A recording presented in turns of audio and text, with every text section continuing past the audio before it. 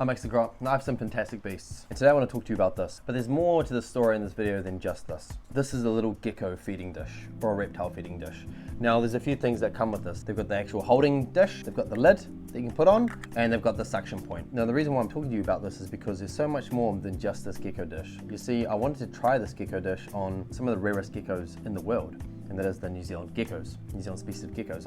Why are they rare? Well, because they only exist in this part of the world, the bottom of the world. You might see them in some wildlife parks or zoos around the world, maybe, if you're lucky.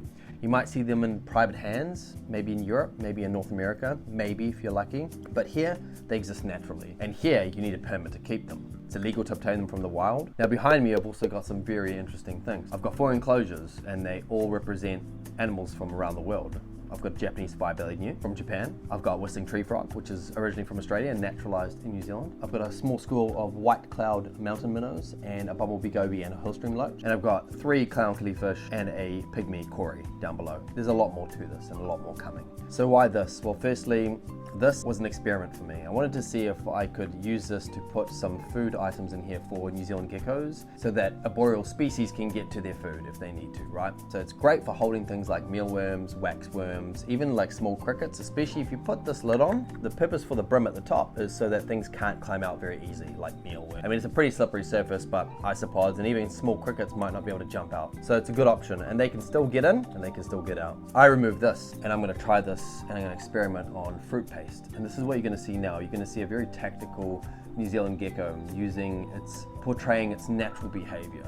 It's skeptical and it's being tactical at the same time, approaching this with care. But they want that fruit paste, they want that fruit puree. Now why fruit puree? New Zealand geckos are insectivores, but they also do consume nectar and fruit in the wild for additional nutrition. So hence why I'm giving them fruit paste, and also I give them nectar on occasion. I've attached this to the perspex of the enclosure. One side's perspex, the rest of it's mesh, so it gets full UV exposure.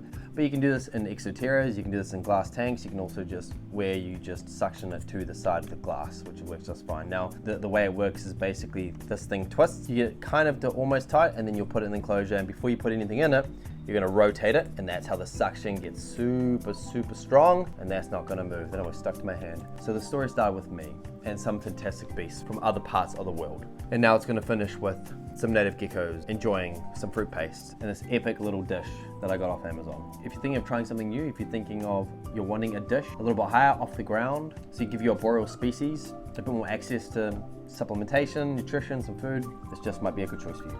While I play with this in my hand, I'm quite a fidgety person at times. I'm going to talk to you about why the New Zealand gecko. This is literally the reason why I got into reptile keeping. I mean, there's been the blue tongue that I've talked about, Cunningham skinks, newts, frogs. Channel name, Max the Grot. Grot is gecko, frog, newt. So 3 of my favorite species, but gecko is really truly started. And this New Zealand northern green gecko is when it truly actually started. Saw my first one at a zoo when I was very small, and I just became obsessed. I was just so fascinated by it, and I don't know why, and that has stuck with me my whole life. And the other nice element to that as well is that it plays a role in conservation for me as well, in regards to these are all native species, they're endemic to New Zealand, with a permit in line with the conservation program in New Zealand for these animals is something that keeps the passion burning, knowing that, you know, I might be doing something to help these species, if it's not exposure and understanding of how dope these animals are, but also maybe in the future to help with insurance populations, etc. But that's not the point. The point is, I've always wanted to keep them in captivity, and now my dreams come true, essentially, to an extent. My dreams come true, and it's crazy how, you know, 20 years ago, I'm 35 now, I thought I would never keep these in captivity. Like, I just thought it wouldn't happen, and, you know, now I have them, and it's one of those things that's taken, maybe it could have happened earlier, but the whole point is, like, I suppose everything happens for a reason. Now I'm at the stage in my life where I'm keeping these dope animals, this incredible wildlife and nature right in my backyard, and I think that's super dope. One thing I've noticed is that if you just observe them for like 20-30 minutes and just don't move, stay completely still, you'll see some incredible new behaviors come through. I'm Max. Stay tuned for the next one.